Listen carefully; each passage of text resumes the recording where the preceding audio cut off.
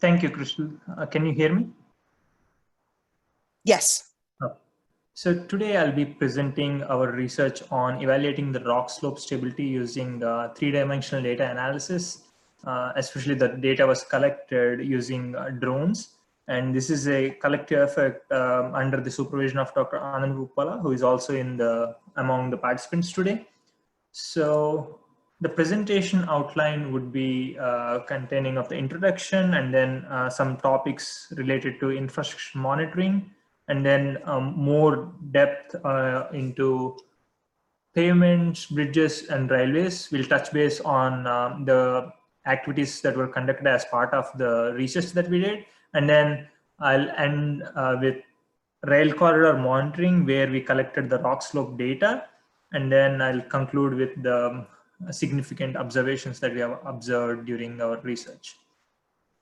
So as you can see, the recent 2017 ASCE card has graded our infrastructure a D, and that indicates the poor condition of it. And there is a need for actually finding out an inspection tool which can help us doing proactive monitoring so that we can plan for preventive maintenance rather than reactive maintenance. And that inspection tool should also be safe, quick, and also cost effective. And we have used unmanned aerial vehicles mounted with different sensors to perform close range photogrammetry. Since, as you can see by the numbers also, by 2030, it is estimated that there will be around 1 billion drones in the world. And right now, it doesn't even look like it is being exaggerated, because there are lots and lots of improvements that are happening. One of which was recently approved by FAA to conduct BVLOS deliveries, which were submitted by Amazon. So with that, we use photogrammetry, which is a science of making measurements from 2 or more images. And this can be accomplished using a smartphone to sensor mounted satellites. And it can be terrestrial as well as aerial. And in this research, we used aerial, which consists of unmanned aerial vehicles. And there are 2 types of UAVs. As you can see, there is also a third one, but it's still under research phase where we can apply it for infrastructure applications. But here you can see rotary wing. It generates the lift from the continuous rotation of its blades, and it's similar to a helicopter. And a fixed wing, which has a single rigid wing across its body and is similar to a aircraft that you normally fly in. So close range photogrammetry is a subsidiary of the normal photogrammetry, where we are only dealing within a radius of 1,000 feet between the object and the sensor. So it's mostly useful for proactive monitoring. As you can see, we can conduct preventive maintenance. By conducting preventive maintenance, we can actually stop the rate of deterioration, and we can actually get more higher return on investment, and which eventually leads to lower life cycle cost of the infrastructure.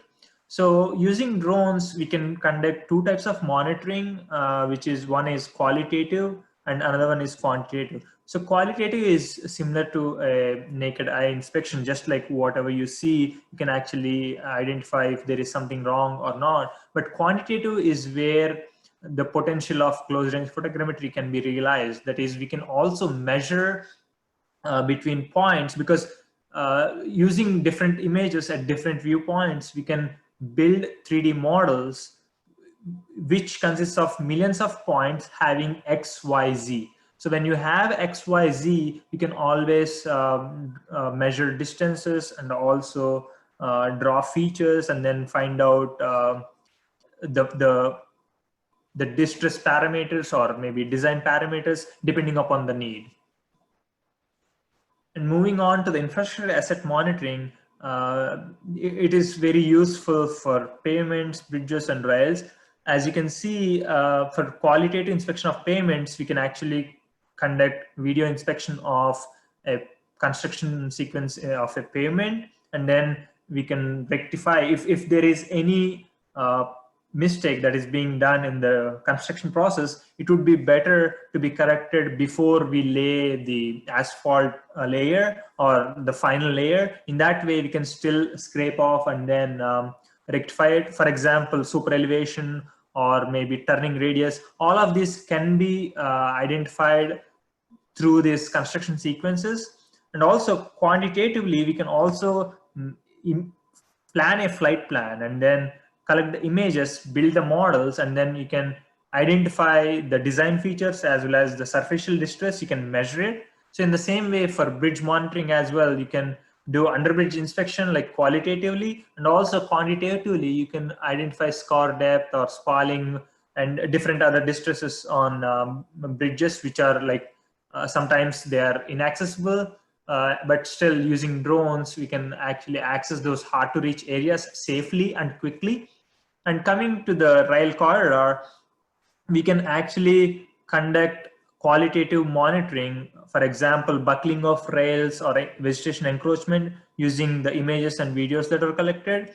And quantitatively, we can also collect the rock slope geometries and any washouts, and we can measure how much washout has occurred, or the slope information can be inputted into slope stability software along with the material properties. So these are some of the applications that the UAV CRP technology can be used for. So let me give a brief idea about the project that we have done. So this was a project that was funded by TxDOT, and we were able to collect the data at these locations, as you can see. And some of those has rail bridge, railroad crossing, and also rock cuts, washouts. And we have used this UAV technology and remotely collected the data. And after that, the images that were collected for the purpose of quantitative evaluation were actually geotagged and then aligned and stitched. We built the dense point cloud and built the mesh as well as rendered the texture. And then we also built the digital elevation model and then Orthomosaic. After getting all these, we exported the outputs to specified software where we can actually analyze those superficial geometry. So as you can see, the typical 3D mapping products are dense point cloud. Orthomosaic is a 2D, and 3D, the other one, dense point cloud as well as the digital elevation models give a 3D perspective. And the contour maps is similar to a contour map that is obtained by traditional surveying. So with that, as you can see, it was in Alpine-Presidio region where this track was built more than a couple of centuries ago. So the safe operation of this track depends upon the stability of the rock cut that was adjacent at this location.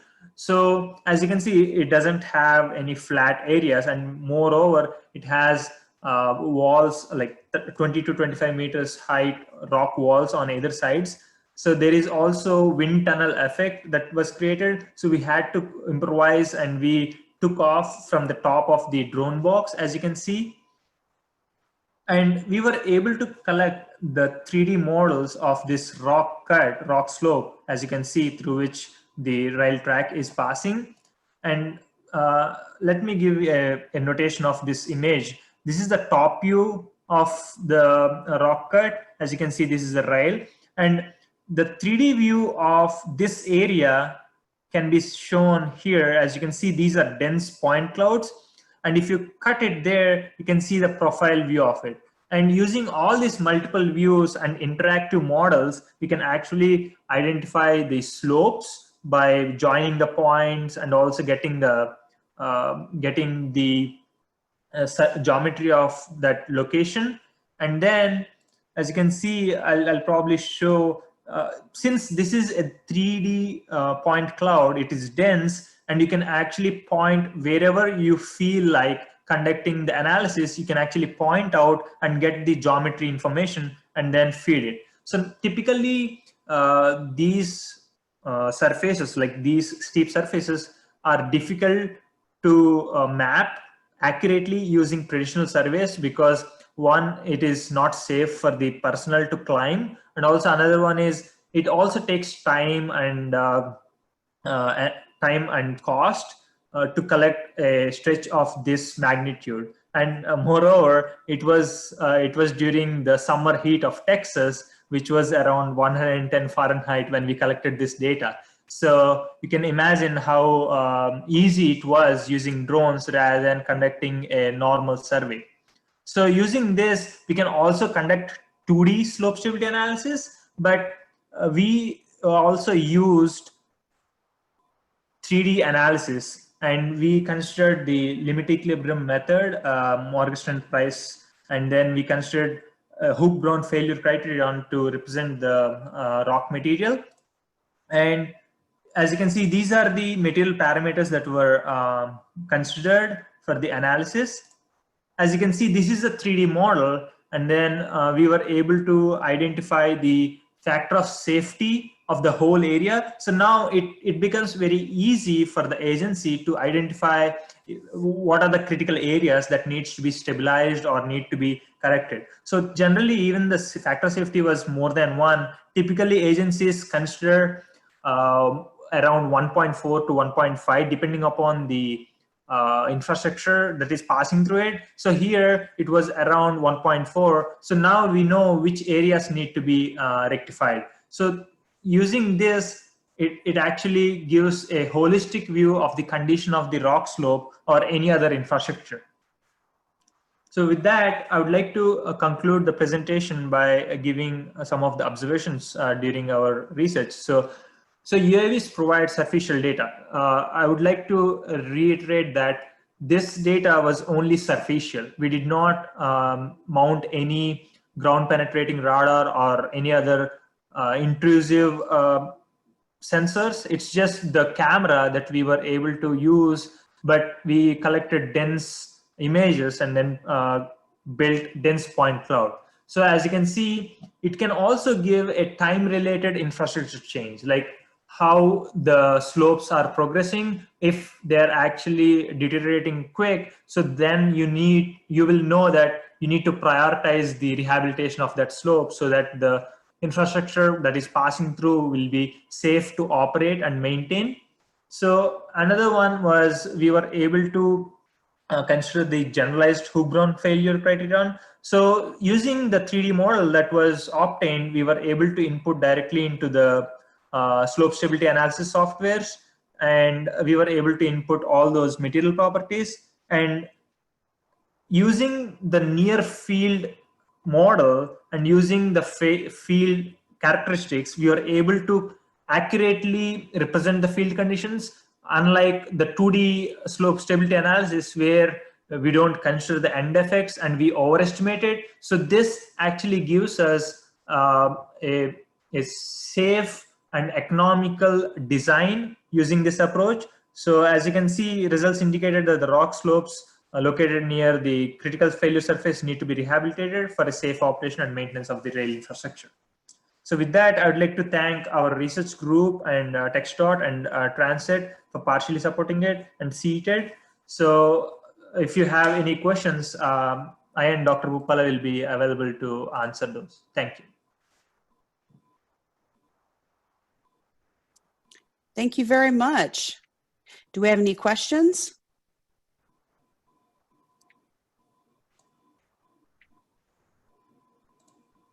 Okay, let's go ahead and open it up for questions on any of the presentations.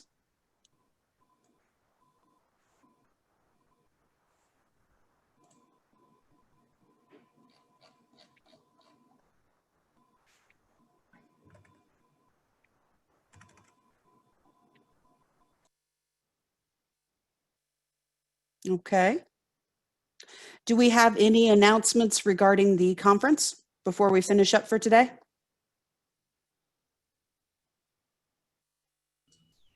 Hi, Crystal. I'll just join in here, and I just want to thank everyone who has been attending the conference, and thank everyone, all the presenters for the great information.